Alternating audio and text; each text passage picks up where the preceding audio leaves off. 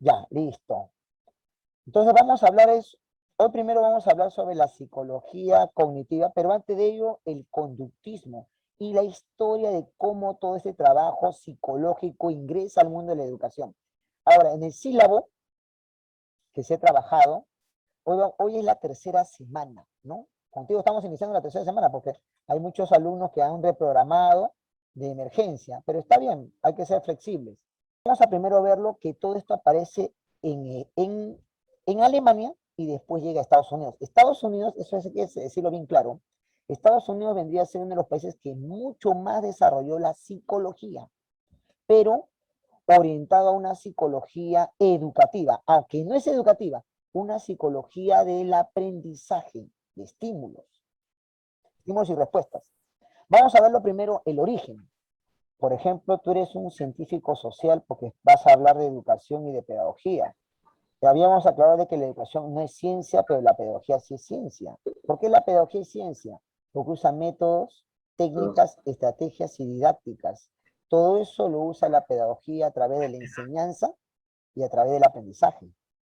Pero la educación no es ciencia, porque la educación no tiene esas herramientas que lo puede usar de la pedagogía, pero la educación propiamente dicho es la formación de una persona, del aspecto biológico, psicológico y social, biopsicosocial que le llaman. Pero ahora, la metodología de la investigación, acá este librazo de este mexicano Sampieri, que es buenazo, un librazo, pesa todavía. Hay dos tipos de métodos de investigación. La cuantitativa, encuestas, estadística, y la cualitativa. La cualitativa tiene que ver mucho con la observación y también por valores. Eso es importante saberlo. La psicología, para que se convierta en ciencia, tendría que usar estos métodos. La psicología se convierte en ciencia solamente en ciencia cuando hay experimentos. Experimental. Si no hay eso, si no hay experimentos, ya serían hipótesis, supuestos. Y ahí es donde mucho ha caído la psicología. Por ejemplo, a ver, Mario Bunge tienes que leerlo, ¿no? Anótalo. Mario Bunge, Ciencia y Desarrollo. Mario Bunge. Y en este librito chiquitito, él sí, Me suena el nombre, creo que leí algún artículo alguna vez. claro, Mario Bunge es conocido. Él ya falleció. Él es un argentino que falleció en Canadá recientemente. Cumplió 100 años. Falleció creo en el 2019 o 2020. Falleció Mario Bunge, ojo. Inclusive yo también ahora más tarde también me ha sorprendido. Yo no sabía que había fallecido también Alberto Bandura. Alberto Bandura ha fallecido recientemente. Mario Bunge, filósofo argentino que mucho tiempo estudió en Canadá, estudió, vivió y enseñó en Canadá, él declara lo que es ciencia, lo que no es ciencia y lo que es pseudociencia. Y la pseudociencia exclusivamente es lo que no es ciencia. Por ejemplo, él plantea de que no es ciencia o pseudociencia, la parapsicología, ¿no? Uno, que ven sobre el espectro, sobre los fantasmas, ¿no? El parapsicología, o lo que vendría a ser el caso del psicoanálisis de Freud. Por eso mucho se discutió ese caso, e inclusive no considera mucho que la psicología sea ciencia. Inclusive también habla que la educación no es una ciencia. Y es cierto, no es ciencia la educación, pero porque él lo relaciona a la educación como una forma que toda persona conoce para transmitir información. ¿Está bien? Interrumpo. Son etapas. La psicología aparece en Alemania, en el laboratorio experimental de Lenzing, Alemania. Lenzing es una ciudad en Alemania y tiene su universidad. Y en ese laboratorio experimental de Lenzing, en 1879, cuando el Perú estaba en guerra con Chile, en 1879, allá ya están investigando, no en psicología, sino fisiología. Ahora vamos a dividirlo los dos. ¿Qué es eso? La psicología comienza desde la fisiología. ¿Y la fisiología qué es? Es el estudio de los órganos vivientes, órganos, ¿no? Que es un antecedente de la medicina. Ahora, dentro de lo que es la fisiología, es decir, los reflejos, los órganos, ahí se deriva el estudio exclusivamente de la psicología. Olvídate de la psicología del tiempo de los griegos, de Aristóteles, que él decía el alma. No, no, no, eso no.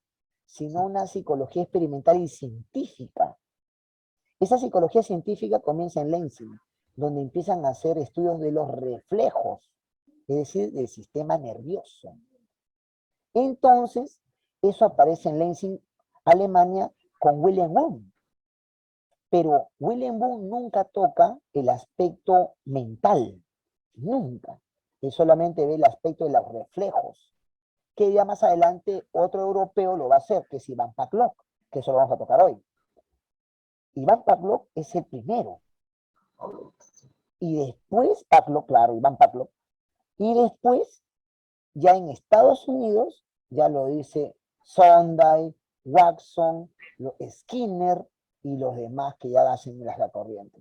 Eso lo vamos a tocar hoy. ¿Por qué? Porque la psicología o más claro, ¿no? Esta corriente del conductismo, esta corriente fue muy importante. ¿Por qué? Porque hizo una revolución e ingresa al mundo de lo que es la psicología educativa. ¿Es una corriente? Sí. El conductismo es una corriente psicológica y también ingresó al mundo pedagógico, o sea, una corriente pedagógica contemporánea. Pero hay que primero aclararlo. ¿Qué es esto primero de conducta y comportamiento? ¿Suena sinónimo? Sí, son sinónimos. Pero si separamos ahora sí lexicográficamente y ver un poco de lo que es el vocabulario, no. La conducta es variable. Acuérdate, cuando te vayas a enfrentar con psicólogos, la conducta cambia, varía. Tu conducta ahora es de un docente, y igual también la mía. Después, cuando estamos con un grupo de amigos, nuestra conducta varía con un grupo de amistad y, claro, compañerismo. Cuando estamos con la familia, nuestra conducta varía porque es parte de la integración, la familia. Es decir, la conducta varía de acuerdo al momento donde uno se encuentra y al entorno donde uno lo rodea. Pero, ¿qué es comportamiento? La pregunta es bien clara y la respuesta también. El comportamiento se basa exclusivamente en una conducta fija que ya no cambia. Fija que ya no cambia. Ejemplo, cuando uno va a almorzar o cenar, tiene modales en cómo uno va a utilizar los instrumentos, tenedor, cuchara, cuchillo, y hay normas de etiqueta. Si lo has aprendido de menor o de adolescente, entonces se te va a hacer más fácil en el momento de hablar con otra persona. Eso es comportamiento, es una conducta fija que no cambia, que te marcó y que quedó. Acuérdate. En el caso de nosotros, por ejemplo, tenemos ya, podemos decir que es el comportamiento. Yo digo un estilo de vida. Antes de comer, oramos y damos gracias a Dios. Vale, eso ya es comportamiento. Y eso sí, estamos tocando términos psicológicos, porque cuando vamos a hablar con psicólogos o cuando vamos a hablar con los padres de familia, vamos a utilizar estos verbos para que ellos entiendan, ¿no? Y lógico, también el alumno tiene que saber estas cosas. ¿Por qué? Porque es parte de su desarrollo, parte de su vida y enriquece su vocabulario. Por eso, recapitulando, la conducta es variable y el comportamiento es fijo. Por eso hay comportamiento criminal. No cambia, no cambia. Pero entonces ahí entra lo que es la psicoterapia. Es decir, terapias, trabajos, ejercicios para cambiar ese comportamiento criminal, ¿no? Ahora, ¿se puede hacer en los menores? Sí. Eso lo utiliza mucho el psicólogo aplicando las técnicas del conductismo. El conductismo sirve. Hay otra gente que dice que no sirve. Hay psicólogos que dicen que no sirve y está despasado nunca. Solamente que. Inclusive, nosotros utilizamos conductismo toda la vida. Nosotros trabajamos porque después nos van a pagar. El pago es un estímulo para una respuesta. Un estímulo. ¿Por qué? Porque este es un trabajo fisiológico, es decir, los órganos. Y este es el primer principio que utiliza para que sea científico. Eso es importante porque la medicina tiene que ver mucho con la educación, demasiado. Ahora, la pregunta es, hasta ahí estamos bien la información, pero hay más. porque falta lo que es la campanita, la campana donde al final le da el alimento, la campana para informar y el perro reconoce el sonido para que posteriormente pueda identificar que es el alimento y empieza a salivar. Eso fue otro proceso. El primer proceso es la salivación. Le das la comida, ¿no? Lo come, y cuando también te estás acercando para darle comida, ya el perro ya tiene este estímulo de la comida para la respuesta que es la salivación. Esto es impresionante. Sucede también en la excitación cuando sucede el acto sexual. También sucede en el temor, en el miedo. Cuando hay personas que baja la temperatura, ¿no? Cuando tienen temor. O también cuando hay demasiado temor, hay gente que suda en frío. Suda en frío. O sea, hay factores fisiológicos, orgánicos, que el cuerpo desarrolla para reaccionar ante estímulos externos. Es bueno, mira, lo que tú estás diciendo, porque eso Pablo no lo había desarrollado. O sea, lo que tú estás hablando ya es el sistema nervioso. Eso ya es la biología pura, medicina. Simpático y parasimpático, ¿no? Y ese desarrollo es lo que nosotros tenemos que llegar. Es decir, cuando tú hablas de ese tema del simpático, parasimpático, de aspecto biológico, y lo que vendría a ser la corteza cerebral, en la segregación de lo que es la mielina, la noradrenalina, la adrenalina, ahí ya no es psicología. Y está bien. Ahí entra biología. Y está bien, porque recuerda muy bien el desarrollo educativo es biológico, psicológico, conductual, y a la vez también biológico, psicológico y social. Cuando ya el psicólogo llega a hablar de la conducta nada más, antes y después, pero cuando tú ya tocas temas biológicos, hasta ahí nomás llega el psicólogo, ya no puede dar más, porque eso ya lo hace el biólogo, lo hace el médico, lo hace el psiquiatra, y ahí es donde él ya no tiene que hacer, está atado de manos. Y nosotros avanzamos, porque nosotros nos podemos ampliar la especialización y fundamentar al padre de familia, porque su hijo no está aprendiendo. Acuérdate, que es importante. Ahora, no quiero tocar la neurociencia por el momento, porque la neurociencia es el último punto. El primero es el conductismo, luego viene la psicología cognitiva, y ahí recién ya viene, ahí ya no hay, hasta ahí es psicología. Y ahí viene lo que es la neurociencia, que voy a ver si nos alcanza un tiempo, lo voy a acordar, aunque no está en la programación, pero de todas formas siempre es bueno saberlo, porque al final es importante detallarlo. Solamente que esto el padre no lo va a entender, porque ya eso ya es psiquiatría, ya es neurociencia, y el profesor lo puede entender. Y también nosotros, pero el problema es que el padre lo entienda para que se dé cuenta que su hijo no es el chanconcito, porque no puede, o porque falta entrenamiento. Y el padre no va a aceptar, él va a pensar, no, que más entrenamiento es más plata para el profesor. No, no, no, es por el bien de su menor. Porque si nosotros lo entrenamos, seguimos, lo desarrolla. Y ahí entonces va a superar ese problema.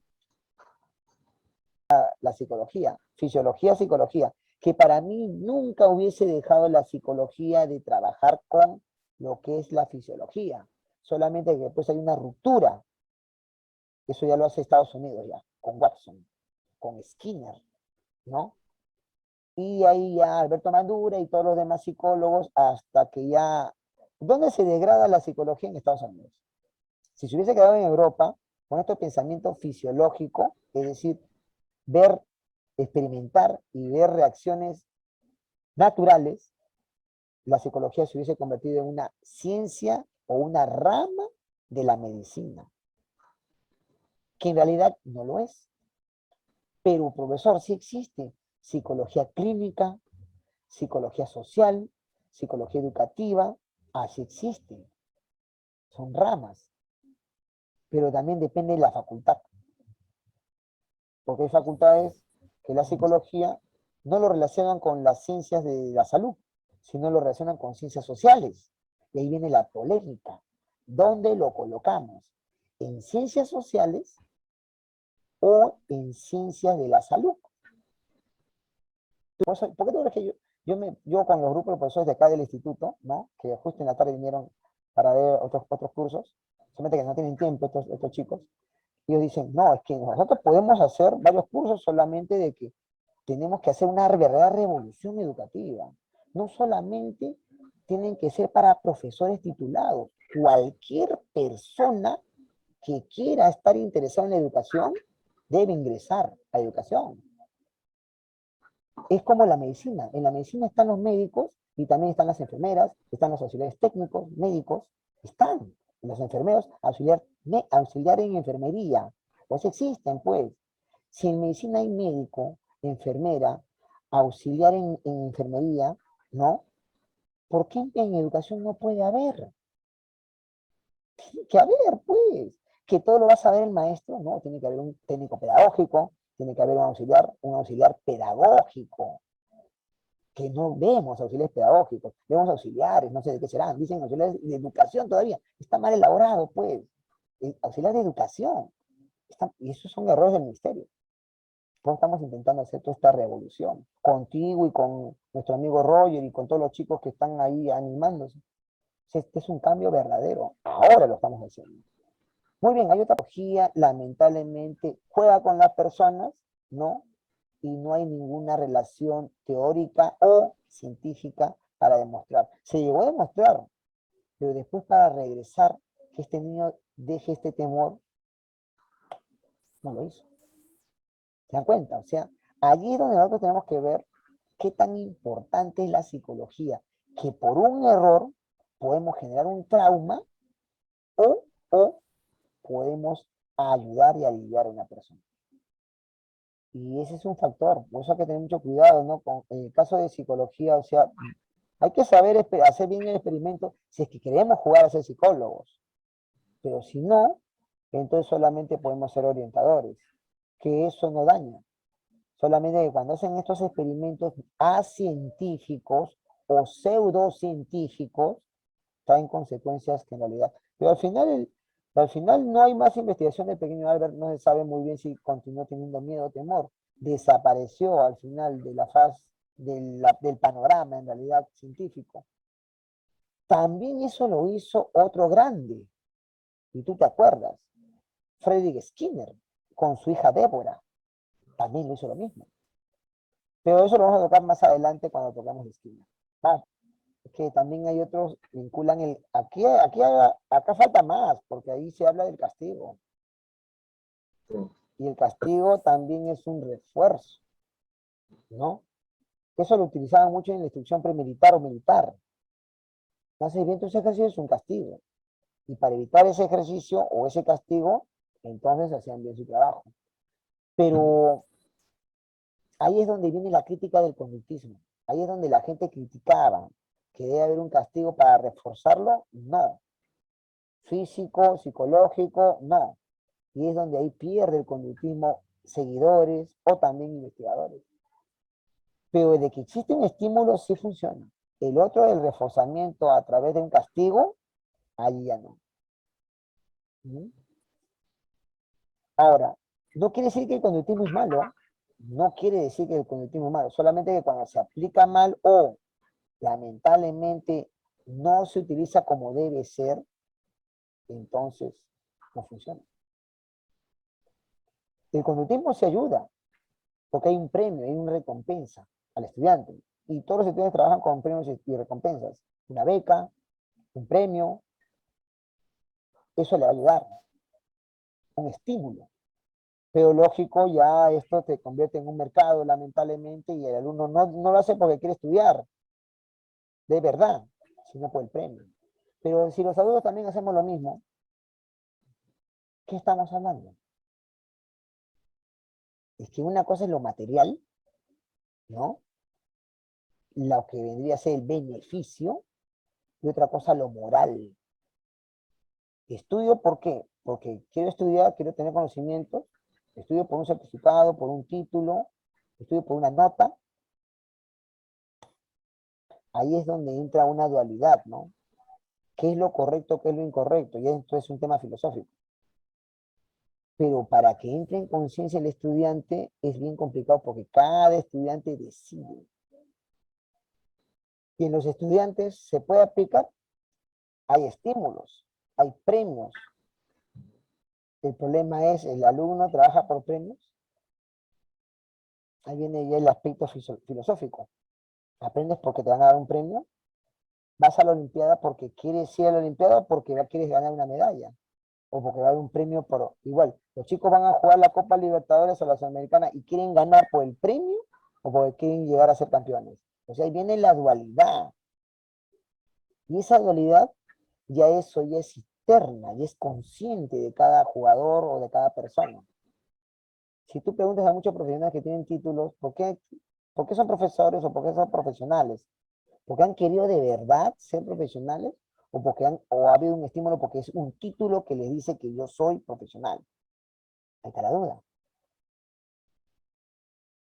Ahí viene la gran duda, pues. Ahí viene el verdadero amor a la carrera, pues. ¿No? Yo veo profesionales que tienen títulos, pero no se sabe si quieren de verdad su carrera.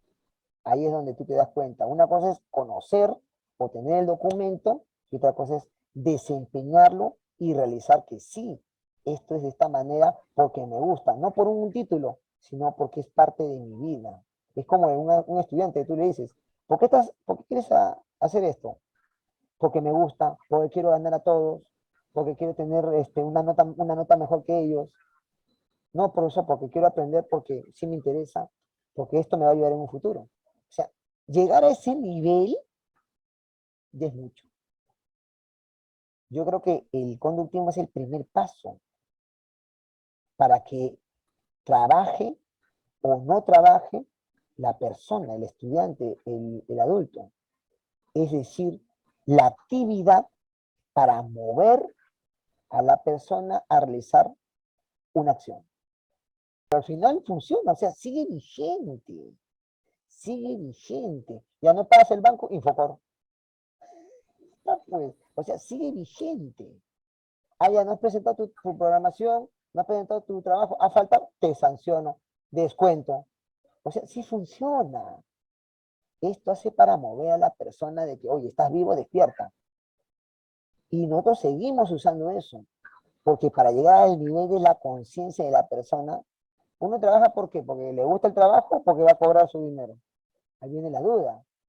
Para cobrar, pues, lógico. O sea, no hay que decir bien claro que estas corrientes psicológicas sí tienen sentido. Por eso ellos son grandes, pues. Pero falta más, una más. Hacen sobre Popper.